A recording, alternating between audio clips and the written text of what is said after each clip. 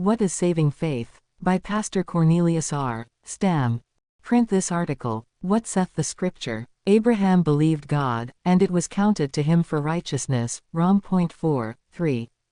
The Apostle Paul uses the above quotation from Genesis 15:6 to prove that, to him that worketh not, but believeth on him that justifieth the ungodly, his faith is counted for righteousness. Rom. 4:5. It is wonderful that God does not require, indeed, does not permit, human works for salvation, but only faith. But the question is, what is faith?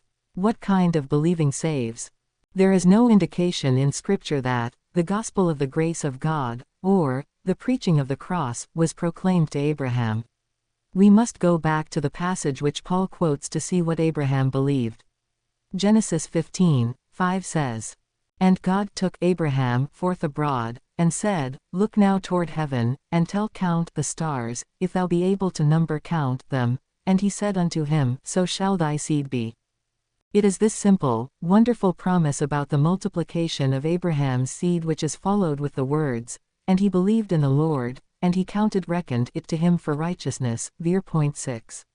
We do not mean to imply that this was the first expression of Abraham's faith, for in Hebrews 11:8 we read, "By faith Abraham, when he was called to go out into a place which he should after receive for an inheritance, obeyed, and he went out, not knowing whither he went." This took place considerably before the Genesis 15 incident, and we are specifically told that through his faith he obtained a good report. Heb. 1:1-2.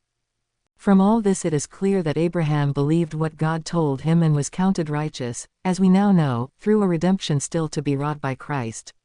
We, now, must believe what God tells us, and this is nothing less than the account of the all-sufficient finished work of Christ, wrought in our behalf, on Calvary's cross. He was delivered for our offenses, and was raised again for our justification. Rom. 4:25.